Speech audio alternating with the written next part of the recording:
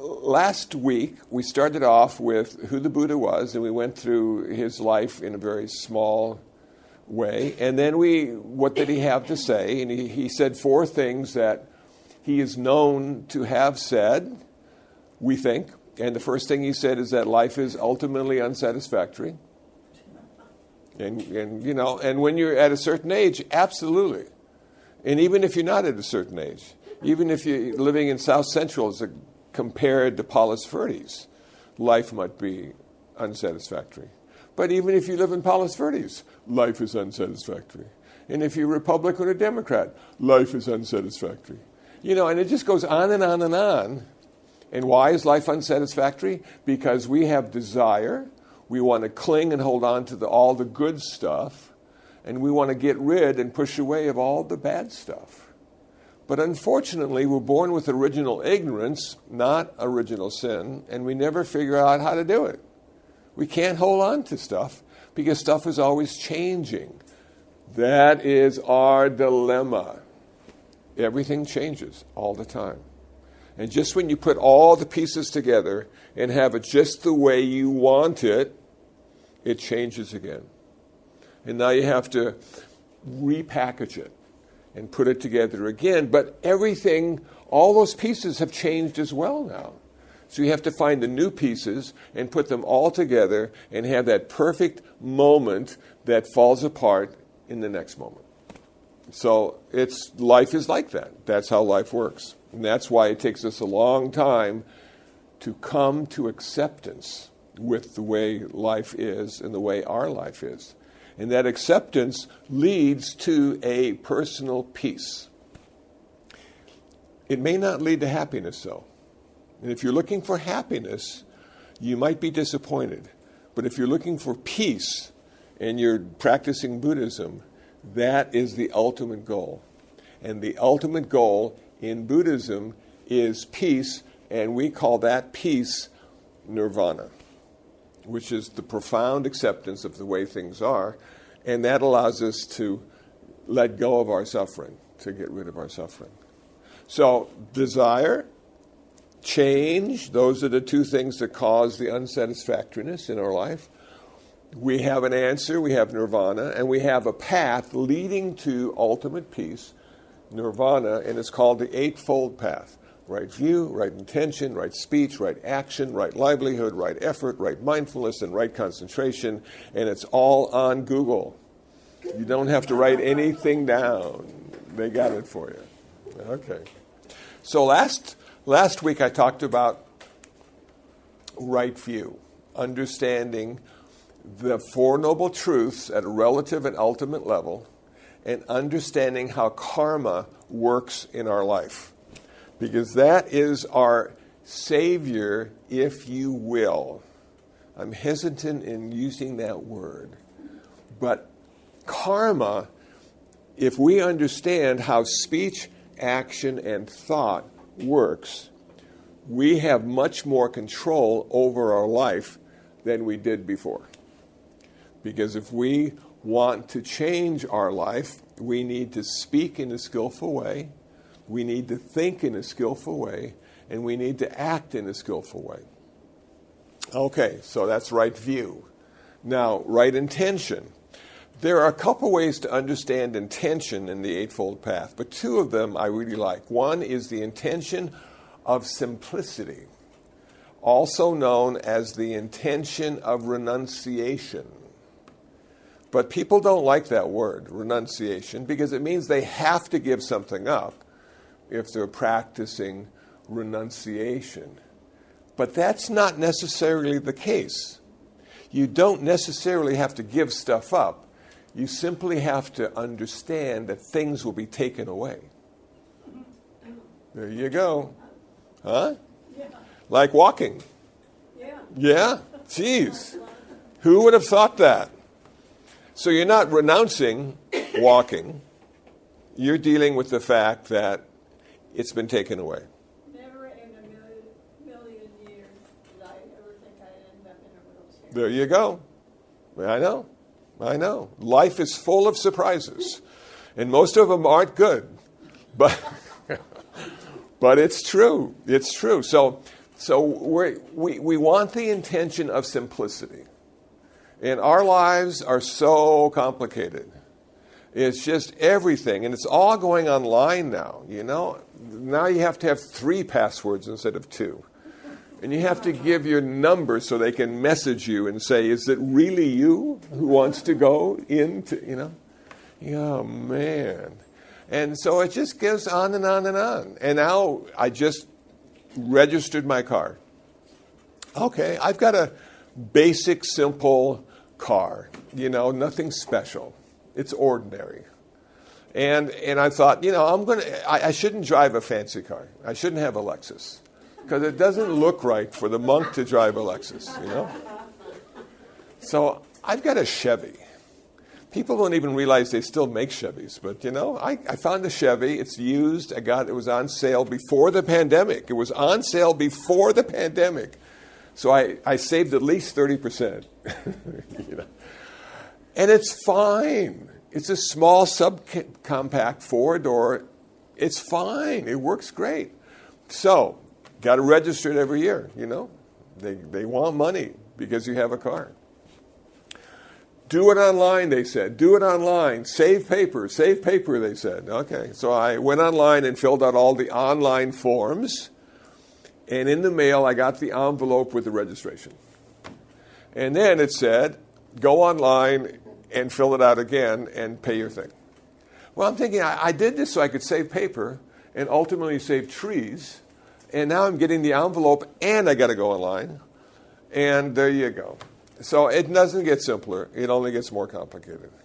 So we should strive to have less stuff, not because we're going to be an ascetic and only drink water and eat bread, but because if we have less stuff, there's less stuff to insure, there's less stuff to worry about, there's less stuff to clean.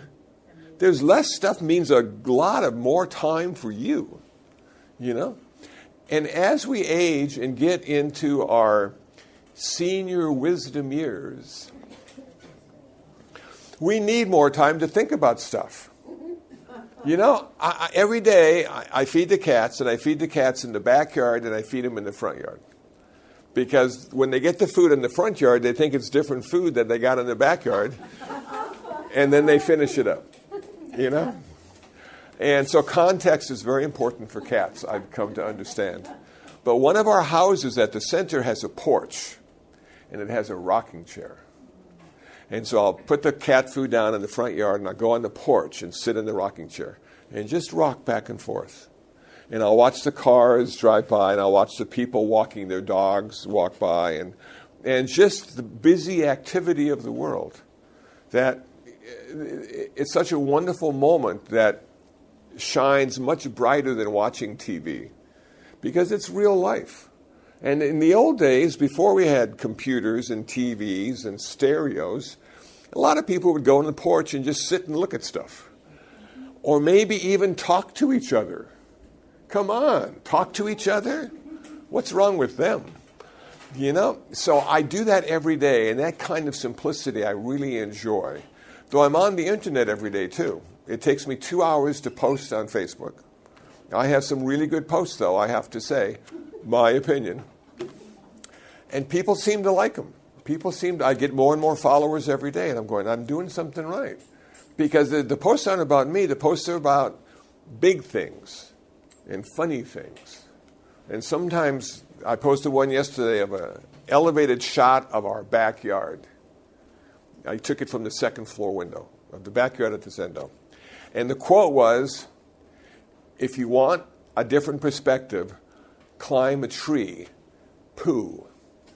Winnie the Pooh said that in one of the books. And I thought, this is profound. So I posted the picture and I posted the little phrase, and people said, did you climb a tree? I said, no, this is just the second floor. But it is, you get a much different viewpoint if you're a little bit higher and off the ground. So those are the things I post about, how to experience the world in a different way, how to experience the world in a better way. I used to post a lot of stuff about, other things that weren't very happy or peaceful, and now is not the time. Now people need to remember the good stuff, because we have enough bad stuff all the time. And if you watch TV for any length of time, and you watch the news for any length of time, you see it. It's just, not good. It just reminds us how much work we need to do, really. If we want to have world peace, we got to start with inner peace. And most people don't even know how to do that. So, Buddhism is a good way to start understanding and working on your inner peace. And it is non-theistic, which means you can be anything you want to be, because Buddhism doesn't have a God to interfere with your supreme being. And a lot of people, you know what I'm saying? A lot of people have the supreme being, whatever it may be, whoever she or he may be, and they go to that being for safety and solitude, and care. And Buddhism says that's fine. There's a place in the world for that too. I'm just teaching you two things, the Buddha said. I'm just concerned about two things. Those two things are why you suffer as a human being and how to end that suffering as a human being. That's what I'm concerned about. And I thought to myself, that's what I want to know. I'll let all the gods in the world be up to somebody else. But I want to know about what it means to be a human being, because that has fascinated me my whole life. Who was I at 15? Who was I at 30? Who was I at 50? How did I change? What did it all mean? Is it important? We all know how it ends, And there you go. So should we do anything at all? Yeah, we should always do something. But it doesn't require a lot of thought sometimes, a lot of philosophical reflection. Sometimes just picking up the poop in the backyard is good enough. Because when you got cats, you got poop. And you know what? People hate cats because they poop. And I'm thinking, yeah, we could say the same about a whole lot of things. But that's life. That's how we deal with it, We don't have to overthink poop. We just pick it up and put it in its proper receptacle. Taken care of until the next time. Keep life simple. Okay? And then the second thing about right intention is non-harming. Non-harming. Kindness. Non-harming. Because we harm people in a variety of ways. We can ignore them. We can put them down. We can feel that they're not as good as us. There's so many different ways to harm people and harm the environment and harm all the creatures that live here.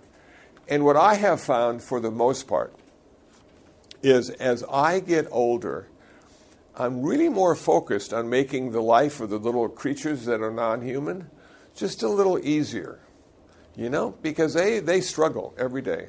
They got to find food, they got to find water, they got to find safety. And it's difficult. Even at our center, sometimes it's difficult for them because what happens? They poop. And the humans say, So I'm really sensitive now to little animals. I can't even watch the nature shows anymore. Like the African safaris, Even if they're just taking pictures. But you know why I can't watch them? Because they end up killing something and eating it. Now, I know that's how life works. Okay? But I don't want to spend my time watching animals kill other animals and eat them. It's just sad. It's a sad commentary. But doesn't that tell us a lot about life on Earth? Yeah? Why are they all here? They're all here to be killed and eaten. We made it to the top. So we get to kill and eat, And only a few things eat us, But they have to catch us first, and we're pretty slick. You know what I'm saying? So it's like, okay, as we get into this non-harming, I think what happens is your heart starts to open a little bit more. And this kindness and compassion starts to be more meaningful. And I have separated kindness from compassion. And I define kindness as being an intention. and compassion is being an activity. So the activity of compassion starts with the intention of kindness. But we need to raise that intention. And this non-harming is a good way to do it. We raise the intention of non-harming so we can have compassionate activity in the world. Okay. So far, so good. Huh? Say that again. Oh, I wish I could. We have... I'll because this stuff is done at a different level. So I just say it. I don't necessarily hear it. But I know, it sounds weird, I know. But I've been meditating too long now, so stuff just happens. But we want to raise the intention of non-harming so we can have the activity of compassion. That's good. Yeah. Yeah. Should it bring in nature? Because that's nature, like you're saying, animals kill each other. No, that is nature, yeah. That is nature. Right. Yeah. Yeah. So that's okay, isn't it? Well, that's the way it is. I don't want to say it's okay, but I'll say that's the way it is. Exactly. And you have to accept that. But if you can prevent some of the killing and the eating, then that's a good thing. Now, I'll give you an example. There was a house across the street from the center a few years ago, and everybody was moving out. They had sold the house and moving out, and they had a pond in the back, and they had some little fish in the back pond. And they just left them there. And I said, can I go and take the fish and put it into our pond? Because we have a pond in the backyard.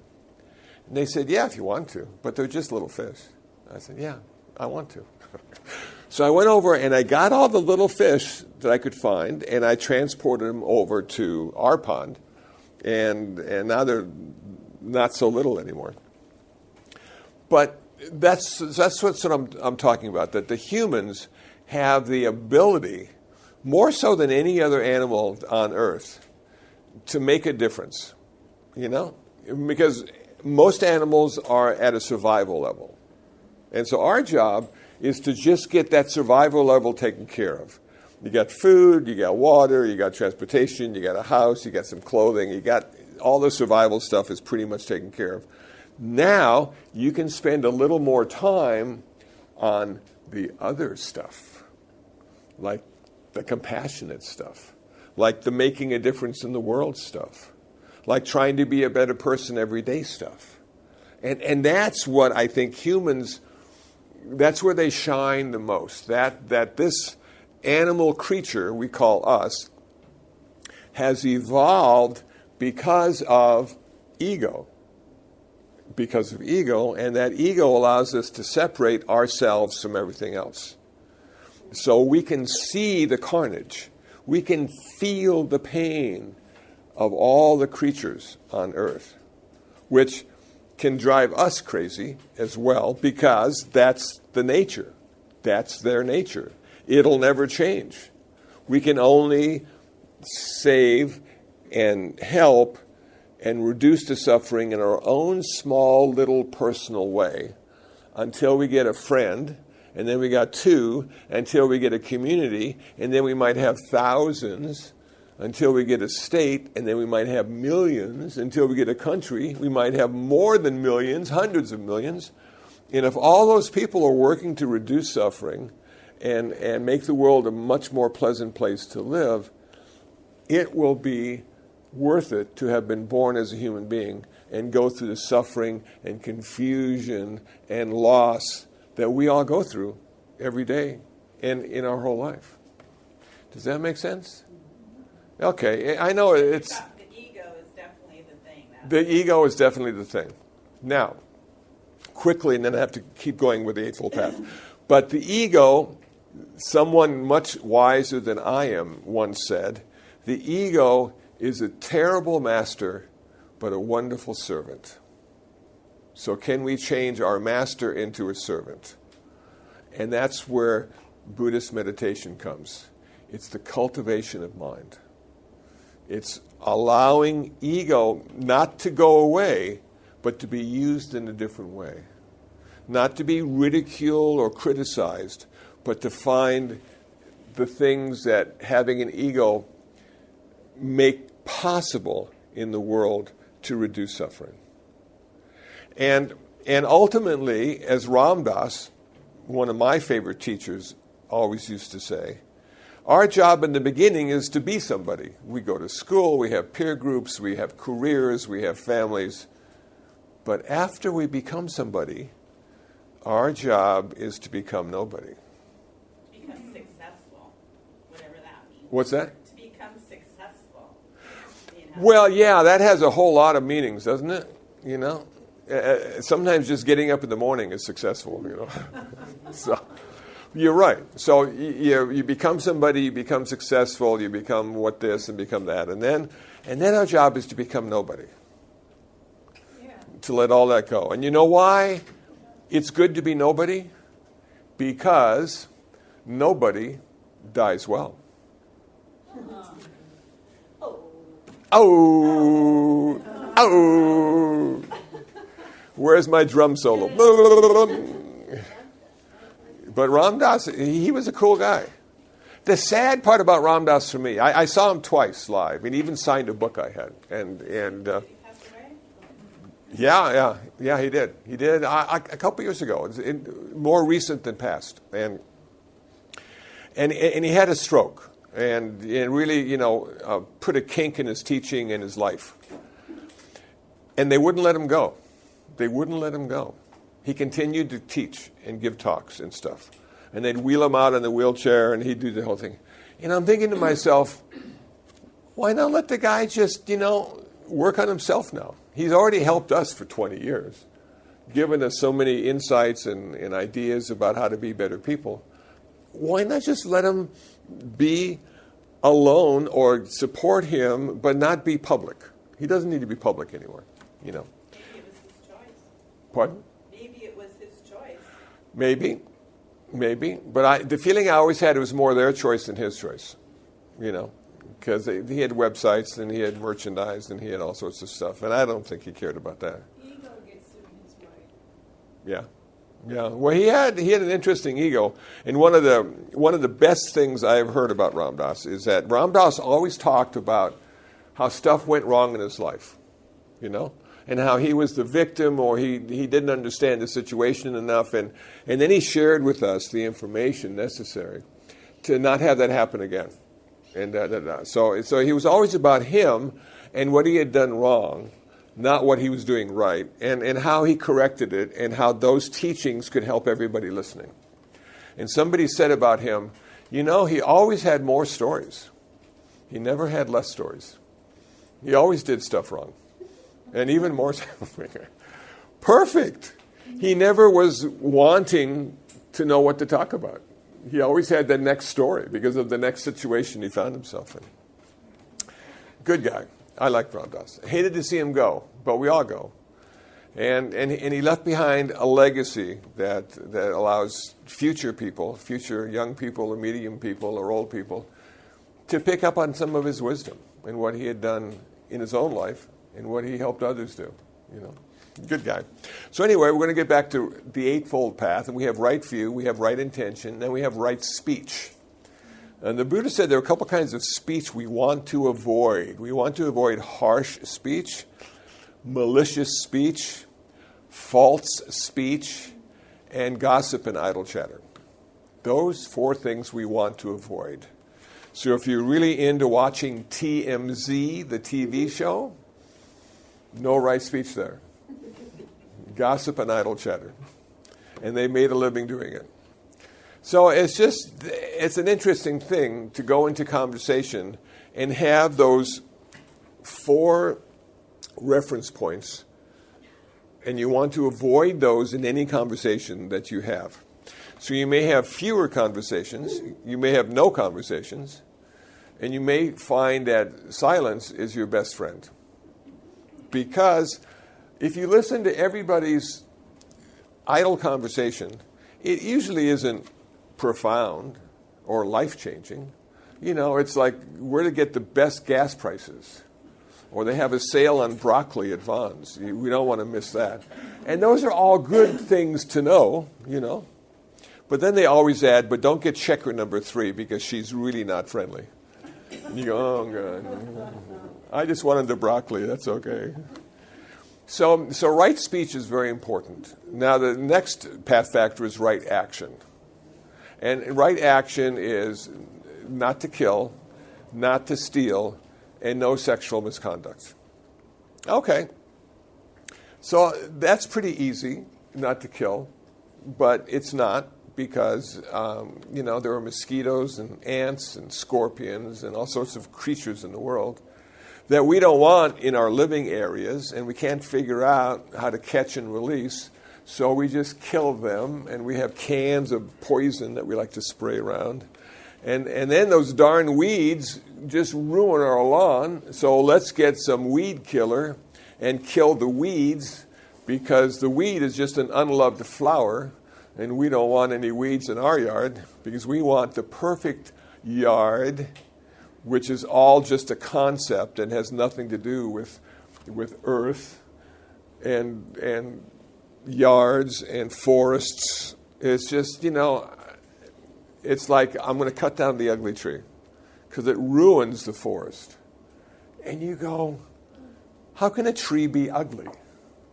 What is the criteria for an ugly tree as compared to a beautiful tree? And then Christmas starts to come, right? And they always cut down the best-looking trees for the square or the building or the department store. And what trees don't they cut down? The ugly trees. So maybe the ugly trees figured it out. I'll just be ugly and they won't touch me. So we don't want to take life if we can avoid it. And it's difficult sometimes, but it allows you to reflect on how special life is and how rare life is. Of all the planets that we know of, only one has life. And we're pretty full right now. We're coming to, the place where we have pretty much all the life we need, human and otherwise. But of course, that doesn't stop us from having more.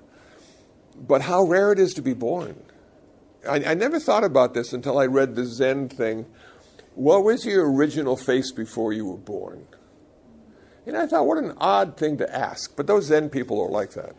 They ask odd things. And I thought to myself, I don't know what my original face was. I don't even know if I had a face. And then I thought to myself, how long was it before I was here? Before I showed up in 1949 on April 3rd, where was I residing? And they go, wow, that's a trip. Start thinking about that. And coming from a Lutheran background, we didn't have reincarnation or rebirth. So apparently I didn't exist at all in any way. And then it took the love of two people and the lust of two people to invite me to the planet. And I made it. And then I have to leave. And then where do I go then? And it seemed okay before I was here. I guess it'll be okay after I'm not here. Everything seems to be fine on those ends. But then I found Buddhism, and Buddhism says, no, man, you've always been here in some form or another. You just kept getting reborn as stuff. Maybe a piece of dust, maybe a chicken, maybe a human, if you're lucky enough, and then you got to go to heaven occasionally, Buddhist heaven. But Buddhist heaven isn't forever. It's really disappointing to people because they think, I finally made it. All the karma that I accumulated over my lifetime, all the good stuff I did, I got all this karma account, and I'm going to spend it, man. I'm going to go to heaven and just have a great time. And it just drains your karma account. And at the end of your heaven life, you got no more karma to keep you there. So you have to leave heaven. And maybe go back as a human, and get more karma so you can go back to heaven. But then you find out, but that's not the ultimate goal in Buddhism. The ultimate goal in Buddhism is not to go to heaven, because heaven also is temporary. The ultimate goal in Buddhism is to go to nirvana, which is unborn and undying. Now, I don't know what that means. I can't tell you. Intellectually, it short circuits everything in my head. Undying and unborn, you know?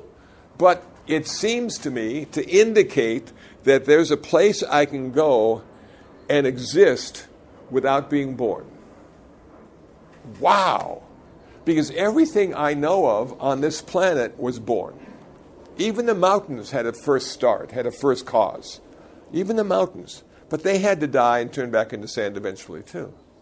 But this is like, no, you don't have to be born ever again if you achieve nirvana, which is not a big selling point because it sounds like, well, what do you do if you're not born? But apparently it's a pretty pleasant experience because you don't have to suffer.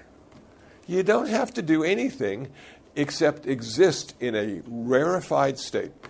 So is it your soul, like in an astral place, basically? No soul. Buddhism doesn't have a soul. Freaks people out. How can you not have a soul? Well, Buddhism says, no, it's not really you don't have one.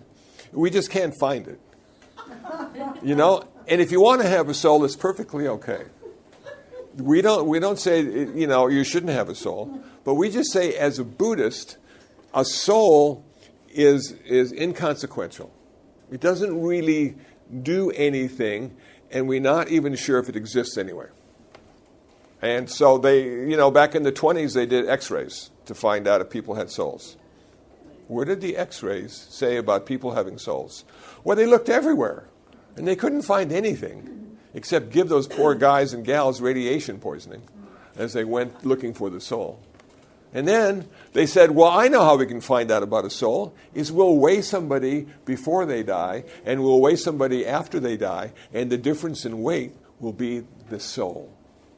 Well, they did that, and there was a difference in weight, but it really didn't have much to do with the soul. So we say that there is nothing eternal and unchanging that exists independently. Nothing eternal, unchanging that exists independently. Everything is interconnected and interdependent and always in a case of change and flux. Okay, good. So can you live with that? Can you live without having a soul? Well, some people can't. They got to have a soul. We say, fine, you got to have God. We say, fine, no problem. The soul is not going to end your suffering. God is not going to end your suffering. And that's a radical statement to make, and I'm only doing it here, not out there, because if you look at the way I looked at my Lutheranism of the past, and then the Catholicism, and I thought to myself, you know what? His only begotten Son ended up on a cross. And I'm thinking, doesn't sound like the end of suffering to me. You know, and so I'm thinking, okay. And I know he died for our sins, but we don't have sins in Buddhism. We're just really unskillful and do dumb things and cause more suffering. Okay. And I've been in a lot of Catholic Buddhist dialogues. I love the Catholics because we have a similar lifestyle. We're renunciates, oftentimes live in monasteries. And a lot of the guys wonder if they should have been married and had families, you know, and the Buddhist guys are the same way, and they can't have sex, and is that okay? And, you know, and all that kind of stuff. But when I listen to the Catholics, I remember Father Gill in downtown Los Angeles. And we had a Catholic Buddhist dialogue, local, L.A. And Father Gill was so kind. He came up to me and said, Kusala, I see the spark of God in you. I said, Father Gill, I see Buddha nature in you. So we can agree to disagree. It's not going to change anything in Buddhism. We just say, okay, if you want a soul, fine. If you want God in your life, fine. If you do this, fine. If you do this, that's okay. But we're just talking about suffering, you know. And a couple weeks ago, I did a Zoom conference, peace conference, international. I was the Buddhist guy. And we had a Muslim, and we had a Hindu, and we had a Christian, and we had a Buddhist, and I think that does it. No Yeah. Jews? And that was me. No Jewish people? And Jewish, yes, thank you. That was, and so the rabbi was in Israel. He was an American living in Israel, and the Hindu was in India. The Muslim was local, L.A., a black Muslim, and the Christian was a woman in England, the UK, and we're all on Zoom, and we all have faces. Do you have an atheist? Well, it was me. I was the non-theist. They were very bold to invite me because everybody else believed in some god of one way or another, and then there I am, the non-theist, and they introduced me as the non-theist, just to let people know that they probably wouldn't hear from me what they heard from the other people, and so it went well. We had 4 questions, and we had 2 minutes to answer each question. 4 questions in 8 minutes. You got to be pretty clever to answer a very complicated question in 2 minutes. And in a minute and a half, they would give you a signal that you only have 30 seconds more to go. Okay, so it went pretty well. Then we had the 22nd generation cousin of Rumi. Ooh. Everybody goes, ooh. Can you imagine the burden she carries with herself? Being part of the Rumi family, even so far apart, that do you ever just talk about dumb stuff? Probably not. They probably feel insulted. You know? She's talking about a sitcom on TV. How could she's a cousin of Rumi? She needs to speak good stuff so our life is better. And she talked, and you know, she tried to be profound, which is good. I mean, she had a lot to live up to. And everybody went, ooh. And then they went, oh man, poor thing. I felt sorry for her. I'm glad nobody knows my parents, you know.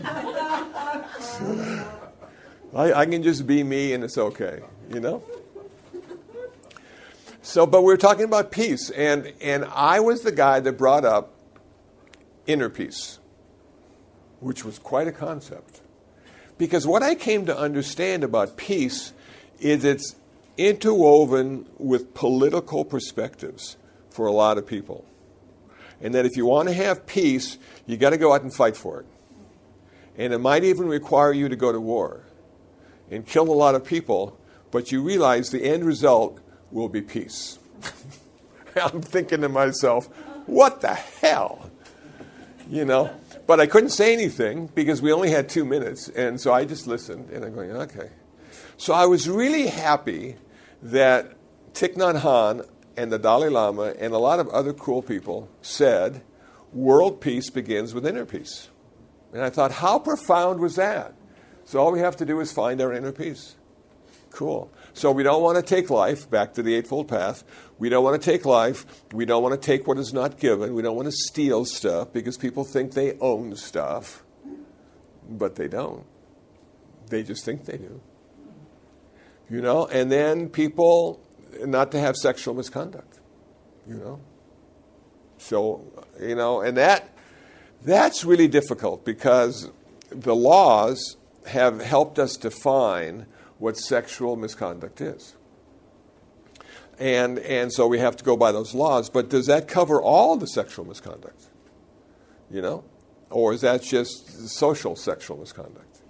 You know? And so in Buddhism we have something like, well, we don't want to have sex with children because they're being supported by their parents. And we don't want to have sex with people against their will. What a concept that is. You know? And so Buddhism went in a little different way, in a little more personal way, and in a little more disciplined way. Because sexual misconduct, again, starts with the person, not the society. The society may have something to do with the person's view of sex, but we need to be cautious and we need to be careful. And ultimately, if you want to avoid all sexual misconduct, celibacy, and then you can really view sexual conduct in a unique way, and you can see sometimes how stupid it is, and how it's only designed for one thing, to have more. And now most of our cats are fixed, thank God. But the spring is here, and the nights are warm, and the cats are looking around for friends, and you go, oh, man. But you know what? The humans are doing the same thing. So we just have a more complicated way to do it. And so sexual misconduct is really important, and that's why the Buddha brought it up, because I think, in a way, because he was married at one time. Before he was the Buddha, he was Siddhartha Gautama, and he had a child. So he sort of understood how the family unit worked and how important it was to keep it together and not ruin it. Okay, right view, right intention, right speech, right action, right livelihood. Can we find a job or a way to survive that reduces suffering rather than increases suffering? And this is a tough one because, it's hard to survive. It's expensive. It's not always easy. And sometimes opportunities will pop up unexpectedly that will give us a great amount of money and prestige, but may increase suffering as well. And is it okay not to choose to do that and maybe choose that something pays less and yet benefits society more? Like Jonas Salk with the polio vaccine. That's the guy. He did not patent that polio vaccine because he wanted everybody to be able to afford it. Now, that just blows my mind because I'm sure all the people that got, the pandemic vaccines, I'm sure there's some patents out there and that stuff. But Jonas Salk didn't do it. He wanted everybody to do that. How about being a garbage man, picking up the garbage, 5 a.m? Does that reduce suffering? Yeah, it does. Is it a job most people would want? Probably not. Probably not. Does it pay really well? Probably not. But when all is said and done, it benefits the community in a special way. Doctors, nurses, lawyers sometimes. Just kidding. It's just, so there are ways that we can look at what we do and sort of say, okay, is this reducing suffering or increasing suffering, as far as I know. And if we can pick one that reduces suffering, that would be the best livelihood of all. Question? No? Okay. No, but I think every livelihood would be able to take you there. You can do your job in a way that reduces suffering. Maybe. How about selling drugs? Well, it depends. My brother sold drugs. He sold the cancer drugs and things like that. There you go. There are good drugs, aren't they? And there are bad drugs. And so can you choose to only sell the good ones? These are really interesting personal issues that we all need to go through. And bottom line is we need to survive. So sometimes we have to do something that maybe we don't want to do for a while that isn't the most skillful in order to get over that little hump in the road so we can continue working in a better way in the future. Anyway, so the Buddhist path calls us to reflect on certain aspects of our life and evaluate them and sort of see how we're doing. And if we live long enough, we have all these different segments of the story. We have chapter 1 and chapter 2 and chapter 3 and chapter 4. And then eventually we get to the epilogue, You go, oh, okay. So at 30, I was doing pretty good. And at 40, maybe not so good. But 50, I really shined. And then at 60, started to go downhill a little bit, and wanted this and didn't get that. And so it's interesting and important to take the time and find the time to reflect on what it means to be you. You know, and the you is an immense category, because we've got the ego, we've got the actions, we've got the spiritual, we've got the secular, we've got all these different aspects of who we are. You know, and then we have thrown in to all that, what do other people think we are? Oh man, don't ask them, you know. But a lot of them will tell you. And then you go, okay, so now let me factor that in too, because that's part of me, because I'm interconnected and I'm interdependent with everybody. So they have their view, I have my view, and somewhere in between is the truth, the little truth of who we are. But even more important is the big truth of who we are, and that cannot be talked about. There are no words to describe that. That can only be experienced. And that's what I like about Zen, is they say, you know, words are okay up to a point, but the real stuff happens after the words. The real stuff happens with awareness and silence is the solitude that we need, and we can evaluate and see. And when you finally find out who you are, I hope you have a damn strong practice, because you may be so disappointed in what you find. You know, so keep meditating and keep doing loving kindness, especially for yourself. You know. Okay, right view, right intention, right speech, right action, right livelihood, right effort. Right effort has to do with the mind. To prevent unskillful thoughts from arising. To abandon unskillful thoughts that have already arisen. To develop skillful thoughts that are not there. To maintain skillful thoughts that have arisen. So we want to get rid of the unskillful thoughts, and we want in their place the skillful thoughts. So we have to be aware of how we're thinking and what we're thinking about. Now we need to define a skillful thought and an unskillful thought. Skillful thought: generosity, compassion, wisdom. Unskillful thought: greed, hatred, and delusion. So can you look at your mind, look at your thought process, and pick those things out? Was that skillful? Was that unskillful? Do I have hatred for this situation? Do I have loving kindness for this situation? Am I so filled with delusion that I can't even see what's going on? Or do I have the wisdom necessary to pierce the veils of ignorance and pull them apart?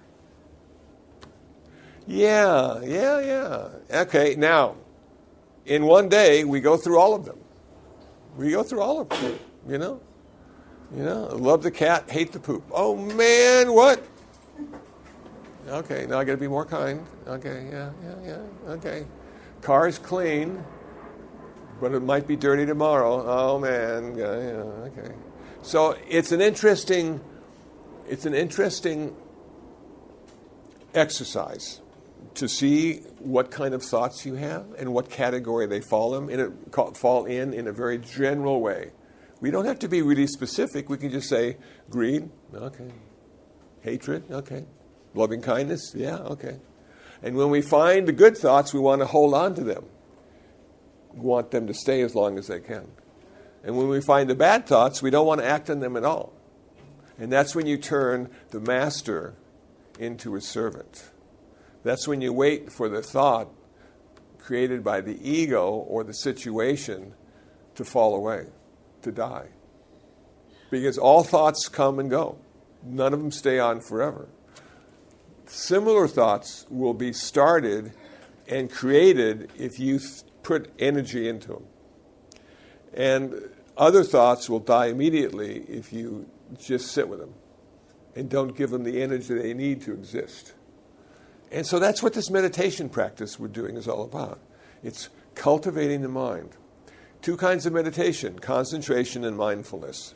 So, right view, right intention, right speech, right action, right livelihood, right effort, Right mindfulness and right concentration. So right mindfulness, we have 4 kinds of mindfulness meditation. Mindfulness of the mind, mindfulness on mental objects, mindfulness on sensation, and mindfulness of the body. So I'm going to talk a little bit about sensation, because that's the simplest one to talk about. So the Buddha said we have 3 kinds of sensation. We have pleasant, we have unpleasant, and we have neutral. Usually the neutral sensations don't get our attention. So we have pleasant and unpleasant.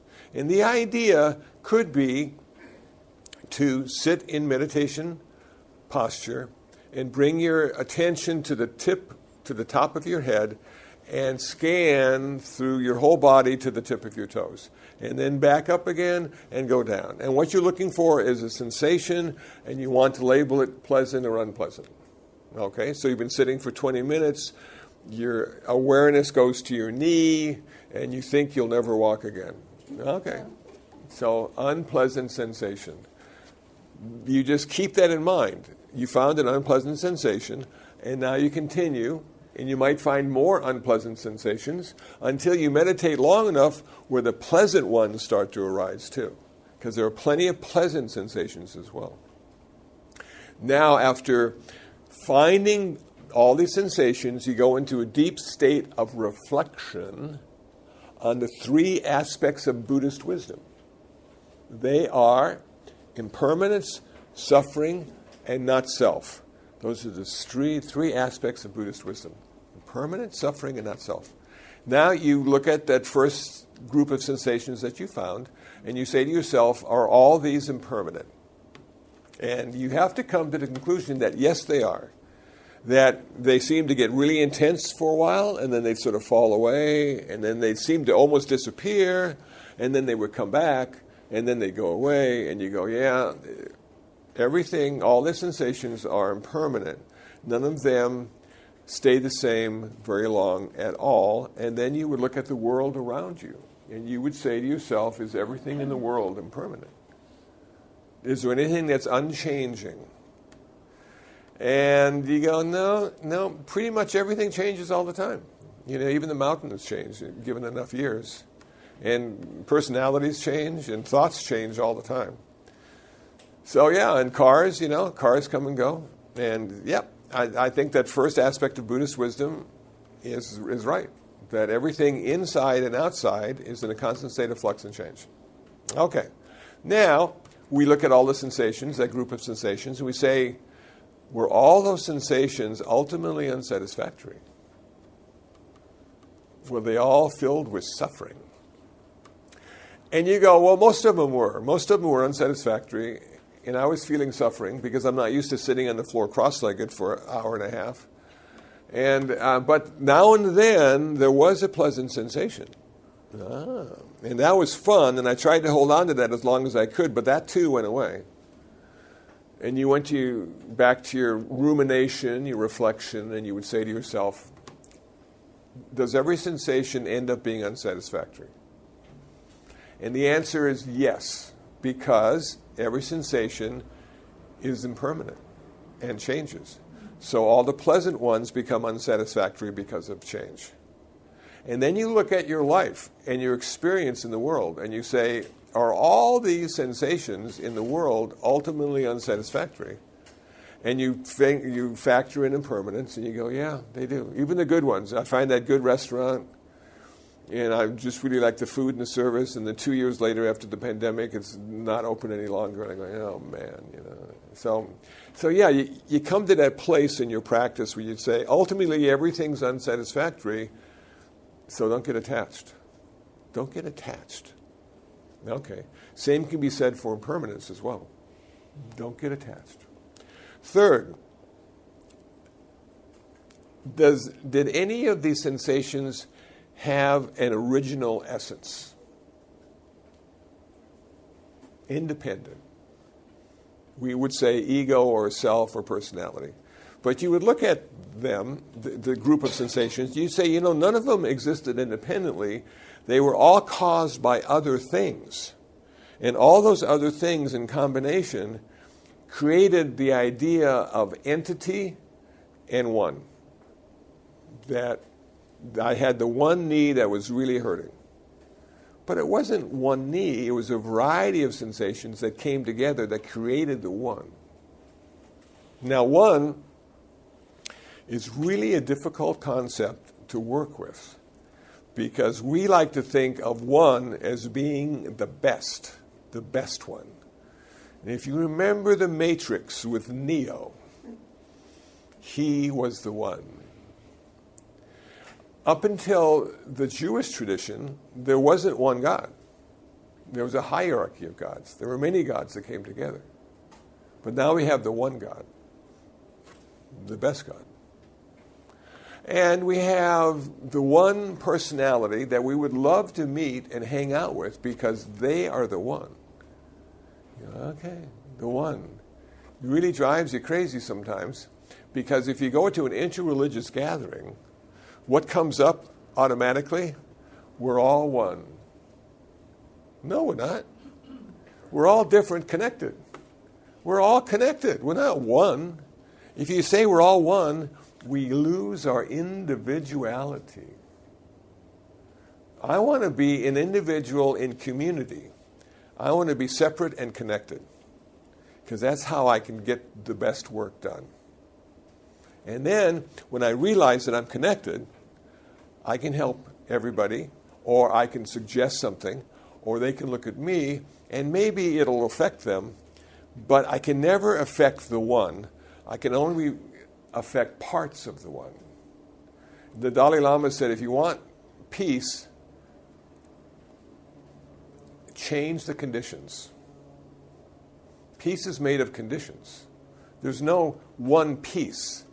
It's a multitude of things that have come together in a very unique way that causes us to have peace. And as soon as those things start changing because of impermanence, the peace goes away, or it's not the same. Okay, so the one is really a hard concept to understand, but we apply it to the world and to ourselves. And we say, is there just one of me? And you look at all the generations you've lived, if you're lucky enough to have lived all those generations, you go, no, I've been different in every 10 years. I get different. And some of the 10 years were pretty good. Some of them I just had a memorial service for because I wanted to get rid of those.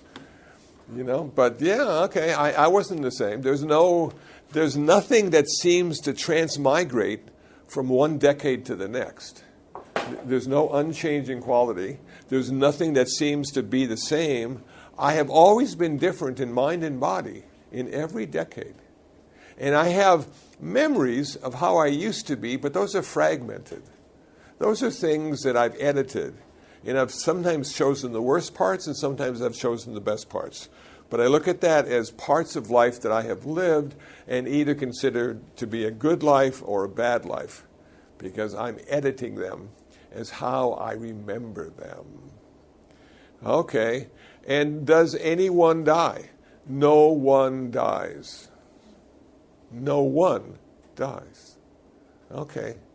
So who's going to die? All of me.